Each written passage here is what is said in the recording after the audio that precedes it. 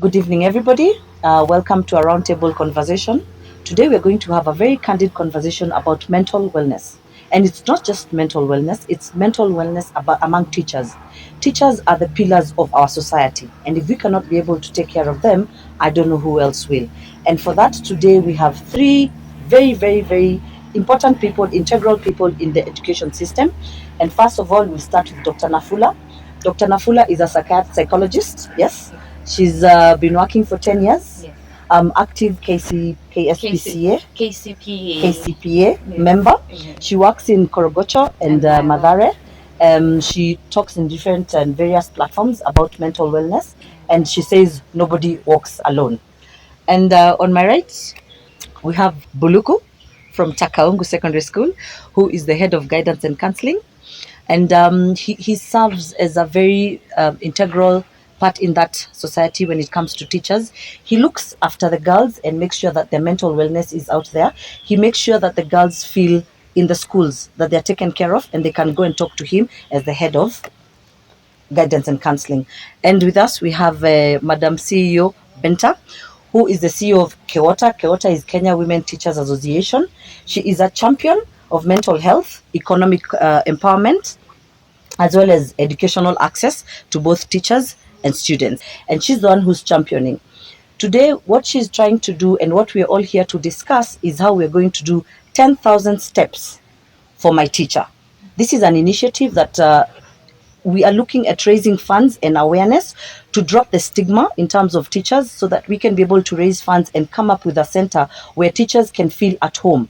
Because if our teachers are not okay, who is going to take care of us? It's a center where teachers can come and feel like I can be me and still be a teacher and still give back to society. Because I believe there's a lot of pressure in the society. Can you be able to give us the difference between mental illness and mental health? Wow, that's a very good way to start. And one of the things I would want to say before I even answer whatever you asked me is that teachers are very important people in our society. If it was not for a teacher in my early years, I wouldn't be able to speak even in front of people. I wouldn't be able to even talk and speak English or even Swahili. So teachers play a very big role in our lives. And if the teachers are not okay, then chances are even the children or the workers or even the subordinates or the colleagues they work with at the workplace will not be okay. So the difference between mental illness and mental health is when you experience mental illness, which is also known as a mental health disorder, it affects your mood and behavior, right? So when you go to school, you start displacing your own moods and the disorders that you carry. Maybe you pick them from your childhood and you never knew about them. And this may include anxiety, may include depression, may include schizophrenia, may include bipolar. These are the things that we have, and when it goes unchecked, people will brand you as this is a moody teacher, or this is a teacher who is mad, he doesn't know how to dress. And maybe there's something underlying that no one took charge or picked when you're growing up, or even your colleagues are not able to pick them up. So a moody teacher is an illness of some sort. Yes, not all. It doesn't mean when you see someone is moody in school that he's sick or he has a problem. It has to be diagnosed by a qualified person. You need to go through tests so that we ascertain that you are undergoing a mood disorder. Okay. Yeah. So what is now mental health? How is a teacher supposed to be or represent themselves for them to be healthy? Because I was asking the difference between mental health and mental illness. So mental well-being, Wellness, yes. mental Wellness. well-being. This is a person who is able to function well. Functioning well is you're able to sleep well with no problem. You're able to relate well with your colleagues at work. You're able even to dress. We have people who, when they get sick and they don't know, even dressing is a problem. You're able to shower. We've had colleagues who don't shower, who don't even comb their hair, and yet they feel they're okay and they come to work. So we check on your output. What are your thoughts? What do you project when you meet people? How do you greet your friends? even at work. How do you approach your colleagues? How do you relate in the office space? How is your eating habits? Are you overeating? Okay. Are you not eating? Because stress or depression can make you not to eat, not to sleep. Your vegetative functioning is affected. So Okay. we look at you to be well in the mental space. We look at the overall output. Although we have people who mask, they dress well, they smell good, but when they come into one-on-one interactions, they come out as toxic people. Okay. Now, based on that, I will come to you, Teacher Buluku, because you are on the ground. You are a teacher. There's those things that she has spoken about that are actual outward, signs and symptoms. Like a teacher is crying out, they're not okay. Yeah. So they might not dress well. So what kind of impact does that have on the teachers and also on the students? Because if a teacher is not showering, you can imagine how the students will talk. Yeah. Yes. So, what kind of impact does that have? I think I've said time and again that teachers do wear so many hats, and it's so saddening that the hat that cares the most comes as last, and that is teachers being themselves. Because the real journey of a teacher when he gets to school is to keep on taking care of the emotional needs of students, is to take care of different issues that students are bringing across their health, their academics, and all those sort of things. And now, this last hat, which is the most important one, the teacher himself is not looked into. So from time to time, the teacher is going to suffer burnout issues. There'll be no that good job satisfaction from that teacher. And if the teacher is not giving his best in class, then the students are not getting the best from him. Remember, teachers are role models. And as role models, there are people who the students look up to.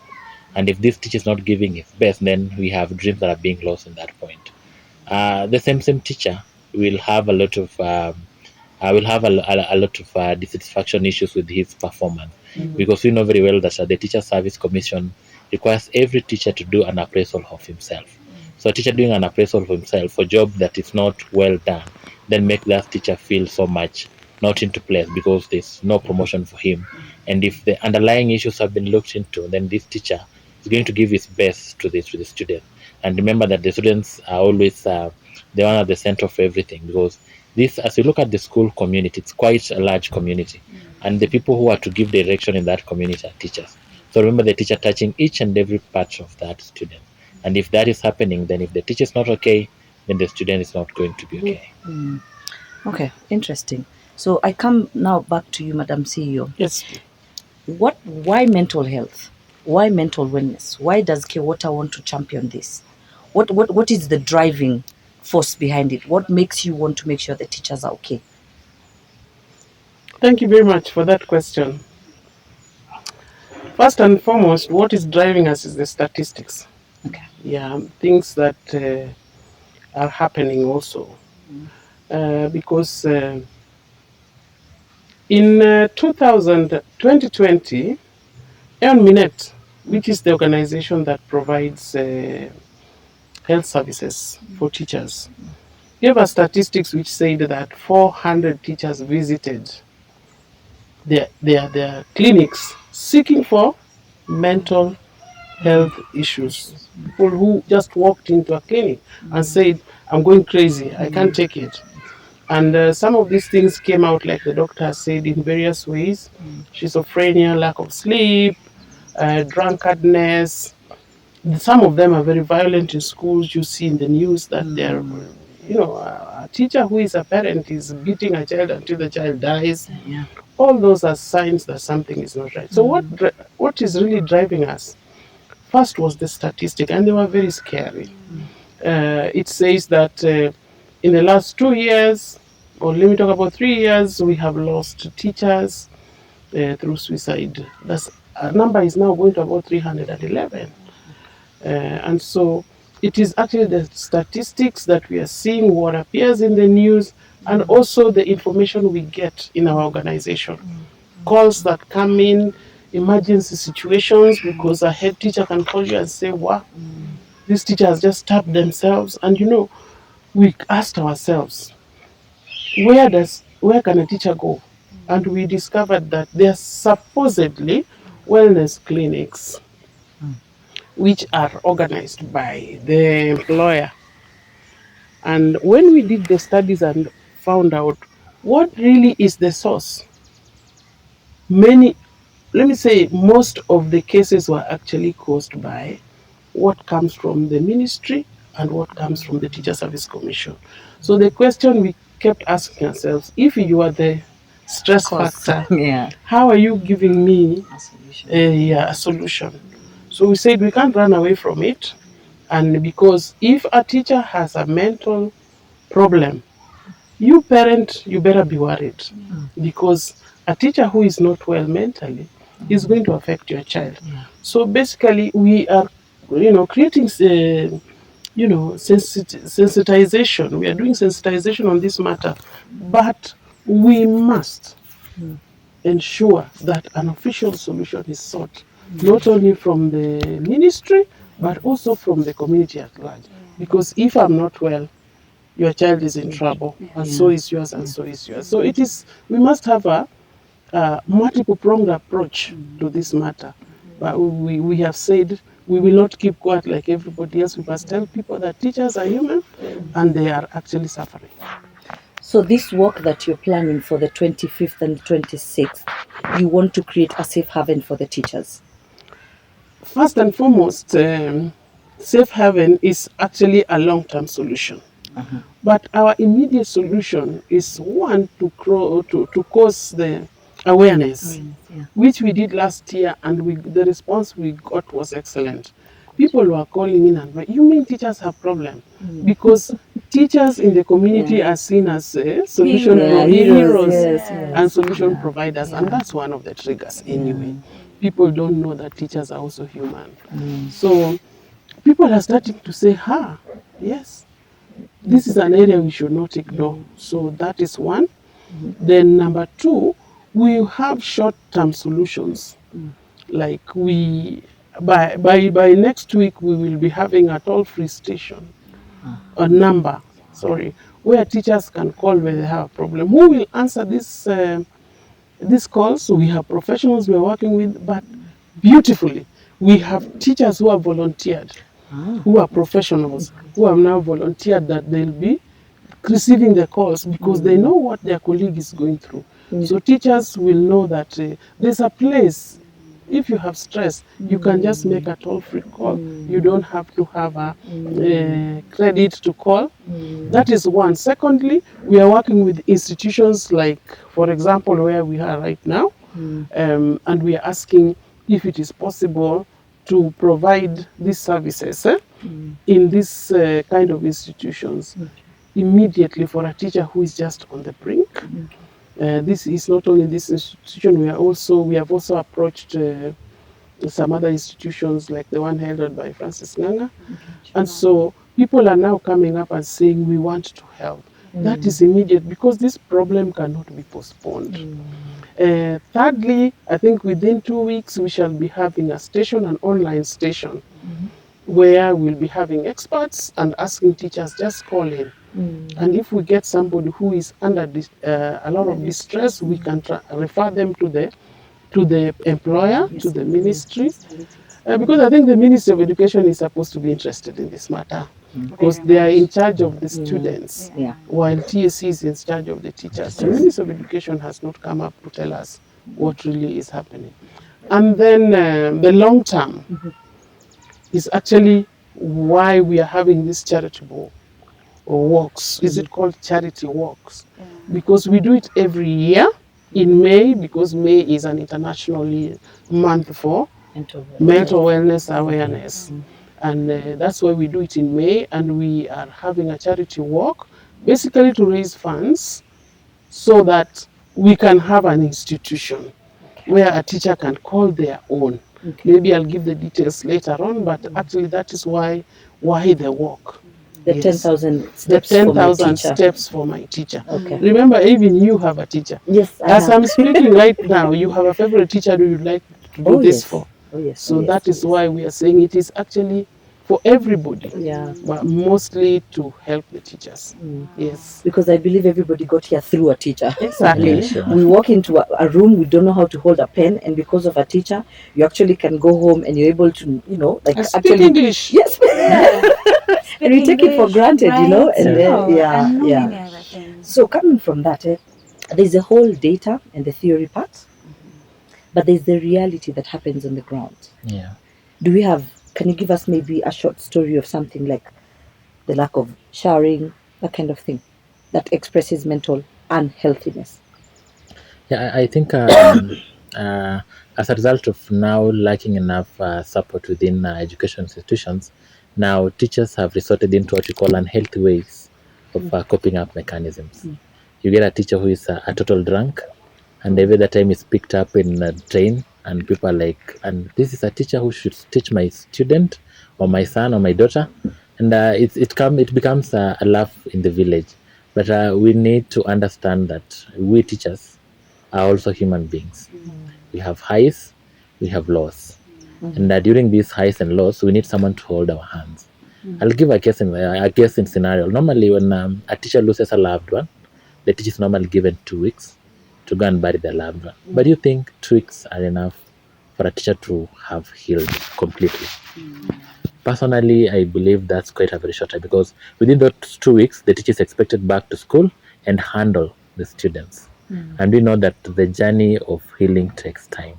So if we could have support systems, if we could have enough institutions coming in for us to be able to work with the teachers, I believe we could be headed in the right direction.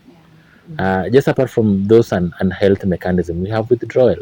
Teachers just become absent from work, and the normal action that TS normally takes is to remove them from the register. They interdict them. They probe, and if they don't find any valid reason, and you know that when it comes to emotions, someone just opening up and telling them the issues becomes quite challenging. So you don't expect a teacher just to wake up one morning, go to the TS and tell them that I'm going through this and this and this, and that's why I've been away for the last 2 weeks or for the last 1 month. So I believe we should have healthy ways on how we can bring these teachers on board. Let them know that they have someone to run to. As the CEO said, that let them know that they have someone to call. They can just get that call and someone who can listen to them, maybe talk them through what they're going through. Yeah. So what I'm hearing you say is that currently the teachers do not feel supported in terms of the issues that they have. Yeah, I believe the teachers do not feel supported. Because personally, I once called the wellness center, the TS wellness center, and the response was that if you're in Kilifi, then you need to travel to Nairobi to come to the headquarters. They have a wellness center there. They'll have someone talk to you. But imagine someone who is distressed, traveling all the way from where they are to another location to iron out their issues. And what goes through the mind of this person at that particular time might be troublesome. They do not have that room to wait for another minute. They need the actions worked on there and then. I believe I can't say that they haven't done much enough. I think TS introduced something that is TMEC, that is a teacher induction, mentorship, and coaching. That they're trying to look at the teachers, but you see, they're training the teachers. But how do they now? They bring now on board people who are qualified to be able to now talk to these teachers and help these teachers move a step further in the mental health issues. Because now you've picked up where I was going next to, is about the institutions, the stakeholders. Who are your stakeholders? The TSC? Yeah? We have the Ministry of Education. Ministry of Education. And do you have any policies? Perhaps, Madam CEO, you can assist us on that. Do you have any policies that actually are directly, they make an impact in terms of the mental health of the teachers? Do you have any policies, anything that is on the ground, anything that is perhaps in the 13th house, anything? I think in terms of policies under the Ministry of Education, if they have not shared. Okay. But I know Teacher Service Commission is trying to do something through TMEC. I think Mwalimu has just mentioned. But these are trainings in a workshop room, isn't it? Yeah, the trainings in a workshop room. Yes, in a workshop room. And after that, I'm teaching you about I'm teaching you about mental wellness. Unasikia, usikunywe pombe, something like that. Yeah. It can't work. The teacher has Mwalimu has clearly stated that the approach that must be used must be practical. And there are two things that the teacher must be made to feel that you're safe in sharing your problem, you are secure, and you won't be sacked. And that there is a place for you where you can speak. You asked him about what is real. Yeah, the reality on the ground. Let me tell you the reality on the ground. That was last week. The reality on the ground is that I am going to Vihiga on 31st to bury a teacher who came from home, and the mother noticed that he was not okay, so the mother was bringing him to Nairobi so that he can resume work. And they arrived in the evening, and in the morning, the teacher took a knife from the kitchen and knifed himself. And the head teacher called me panicking and saying, this was one of the best teachers I had. He doesn't annoy anybody. He's always doing his work. The head teacher was shaking. That's the reality on the ground. And you cannot address that in a workshop. Yeah. The reality last week is that a teacher has gotten a transfer without requesting for it. And she's being told you must leave. And she's just gotten married. Yeah. And she's with her spouse. And nobody's listening to her. She's trying to go to the mental wellness place. There's nobody to listen to her. She decides she's going to die at the headquarters of Teacher Service Commission. She was saved when she was In the flying downwards. Yeah. On her way down. On her way down. I'm talking to you about last week. So, yes, Teacher Service Commission is bringing that policy. But the approach is completely unreliable and not viable. So you asked about the stakeholders. This is the time when everybody must come together. This is not about Kenya Women Teachers Association. It's not about who. We are asking the trade unions to come. We reason together. We asked the Minister of Education, if you don't have teachers, what are you doing with the students in school? So basically, in terms of policy, we need to have, because remember I said there must be an official approach. The way we are addressing CBC and bringing stakeholders, please let us do that. We must have stakeholders sitting together and addressing this issue of mental wellness for teachers. Because if we think it is an issue we can ignore, in the next 5 years, I don't know what's going to happen. Yes. I think maybe just to add something on that, the ministry's focus is on the student. And I think they said that all schools should operationalize the guiding and counseling departments. Now you've operationalized a department that has a sick guiding and counseling teacher, a teacher who is battling his own battles, and is now having more loads from so the teacher keeps on shifting from being a teacher to being a counselor to being a parent. Now at the end of the day, the primary goal that we are in school is to teach students. So the primary goal ends up being the secondary goal. Now the primary goal being the secondary goal, the teacher is now overloaded. Now there is no learning that is taking place there. So I believe, as the CEO is saying, we need to have a multi-stakeholder engagement. Now, if the students are being taken care of in a good way, because ideally, when the ministry walks into your school and they visit your guiding and counseling department, they want to see what are the issues are you addressing within the students, but they don't ask what are the issues are you addressing amongst the teachers. Yes. So I think they need to find a way on how to come up with a policy that is cutting across. You're taking care of the students, but you know that at the end of the day, there's someone to take care of you. You're not good, because I was just sharing with Nafula here, and I was telling her, sometimes you've gone home and a parent calls you and tells you that huyu mtoto wako has not reported home from school, and you left school at 5 p.m. So where do you find a student at 8 p.m. in the night? That's already a mental torture to you. So you need some, at least, and mental issues are not issues that we can postpone and say that I heard someone saying that teachers have a lot of holidays. Now how do you postpone being sick? How do you postpone until the schools are closed? You go take care of yourself. Maybe you go for a holiday somewhere, and then you come back, and then you say I'm healed. It doesn't work like that. There's no money to go for the holiday. So I believe we need to handle them day by day. Schools need to find ways on how that we can incorporate everything our mental health issues, they need to be taken care of while we are still working, not while we've left work. Yeah. Okay, let me come back to you, Doctor. Yes. We have barriers when it comes to teachers. Yeah. What kind of barriers do we have? Because, like he said, the teacher is supposed to be, there's this assumption that, I mean, he's the hero, she's the hero, Yeah. she's the person who's supposed to know everything. Yes, they know it all. They know it all.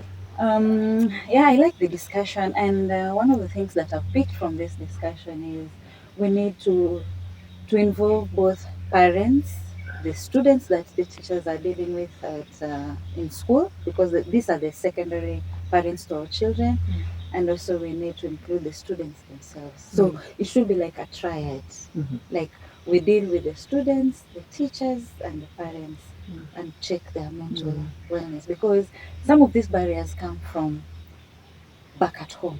Okay. Right? Okay. One of the barriers, we have two categories of barriers here that I'm going to talk about. There is cultural and there is structural barriers. The cultural barriers cut across, because one of the things that I found out is the stigma, both that comes from home and school. Now, when a student comes to school, right, and maybe at home, he left home, maybe the house was closed because of rent. Of course, that child has been affected psychologically. So the child will walk to school. As the child walks to school, he meets maybe a road accident on the way. That's another issue, right? So this child comes to school, and the teacher also has come from wherever he's coming or she's coming, and then the student is here with her own or his own issues. The teacher is also here. They meet. Wewe usiniletee kisirani yako. You get? So, no, Becomes an explosive and very, very the toxic. student comes, she needs or he needs the teacher to welcome them and understand them that I've come to school, but I've gone through so many things, right? The teacher is also coming from home. Maybe they've crossed with the husband, or the teacher has not been paid, or he's not able to meet the targets that they were given. So you find that there's a lot of stigma. Instead of handling the issue at hand, then someone tells you, I don't want your bad energy around me, don't come to me. Or they just brand you. You always have bad moods, right? So that is one of the barriers, the stigma. Okay. That people don't want to be understanding and understand this. This person has come from this level. Let's not brand them. Let's support them. Let's embrace them and give them the support they need. Another one is lack of awareness. That we have children in schools or even teachers who don't even know who they are as a person, right? Every time, either they don't shower, they don't complete their tasks they're given, they don't know what is eating them up. Identity issues. Yeah, identity issues. We have the Gen Zs, we don't know how to handle them. Yeah. So we lack awareness of handling special cases that we are dealing with amongst our students in schools and even parents themselves. They don't know who they are. So and there's this a affects lot. the teachers. Yes, and there's their a lot performance. of lack of awareness Yeah, of yeah. our mental wellness. Okay. And also we have cultural differences. Yeah, I was yeah, discussing with my colleague here before we started the talk. We have cultural differences. How I handle issues in my house is not the same way the teacher in school will handle. Yet we are parents to these children, right? I might come in school, maybe I've been called because of my son or my daughter behaving in a type of way, right?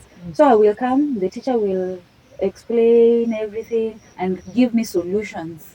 But his or her solutions are not what I can apply. Maybe someone will come and say, no, this child needs to be taken for guiding and counseling. Right? That is what the teacher will tell me. But me as a parent, I will say, no, we handle things differently. I will take this child to a disciplinary committee somewhere or a chief to beat this child thoroughly to sort these issues. Do you think that will help? No, It will not doesn't. help. And then this child again will come back to school. What is the teacher left with in school? Problems. Another one is the parental attitudes. We have parents who have attitudes towards whatever their teachers tell them. The teacher might have discovered maybe this child is dyslexic. Then a parent comes, oh, you mean you can judge my child and say, I'm the parent to this child. I know my child. this, yeah, I know my Yeah. child better than you do. So what are you telling me? Then it brings issues with the top management of the school, Animosity, yeah. animosity. The teacher stands his job or her job can just be terminated. Like you branded this child to be a dyslexic child. The parent has come as complained. So where do you leave this teacher? Yeah. So those are some of the cultural barriers that we have. So we go to the structural ones: lack of funding and resources. Most of the schools are not equipped. I'm sure if you work in the schools that you deal with, we don't have guiding and counseling. The offices are not even set up. And if they're set up, the people who are working in those offices are not even well equipped, then underpaid, they don't get motivation. So lack of funding and resources. Another one is limited staff. In a population of a school of maybe 1,000 students, they only have one counselor. How many issues can one counselor handle in a day or even a week? It's overwhelming. So another one is lack of coordination. That a teacher will report, I have this issue in my class, right? But will the society or even the top management say, yeah, we've discovered we have this issue, how can we handle it so that we can sort it?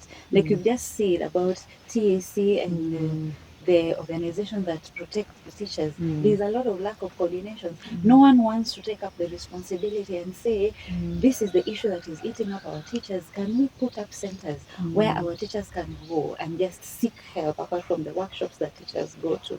Another one is socioeconomic barriers, right? That yes, we want to seek help. I feel stressed, but do I have the money even to pay for a session?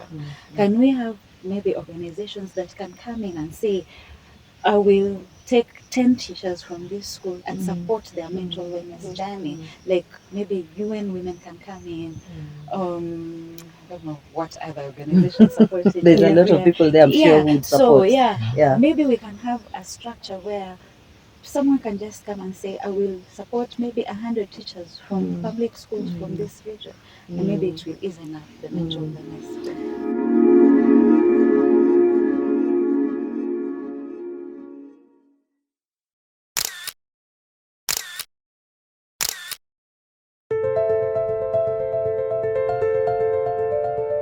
Every day, our teachers show up strong, compassionate, and committed to shaping futures. In 2024, Kewata launched the 10,000 Steps for My Teacher initiative, uniting thousands across Kenya to work for one cause: mental wellness for our teachers. This May, we walk again, stronger, louder, together. Walk with us, support the mission. Help us build Kenya's first mental wellness center for all teachers. Because when we work for our teachers, we work for our future.